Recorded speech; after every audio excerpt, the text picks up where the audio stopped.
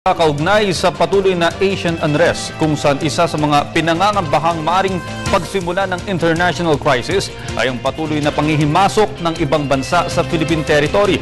Nagkaisa ang bansang Pilipinas at Estados Unidos upang paigtingin ang seguridad ng Philippine territory. Para sa detalye, balitaan mo kami Sam Ramirez.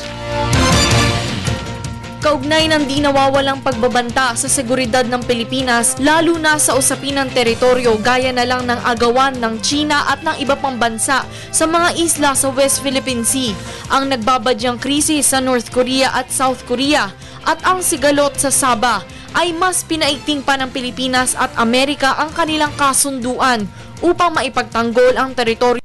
Ito ay alinsunod sa pinirmahang kasunduan sa pagitan ng dalawang bansa noong 1951 na tinatawag na Mutual Defense Treaty. Nakasaad sa kasunduang ito na magtutulungan ang dalawang bansa laban sa mga external threat. Nakasaad din sa kasunduang ito na sa mapayapang paraan ireresolba ang anumang international disputes na kinakaharap ng bawat bansa. Ngunit ayon kay General Terry Roebling, Commander ng US Marine Corps Forces sa Pacific, na di mapagkakailang isang magandang bagay din ang pagkakaroon ng isang malakas na depensa. Ayon pa kay General Roebling, tinitingnan na din nila ang posibilidad na magkaroon ng multilateral exercises kasama ang iba't iba nilang partner countries.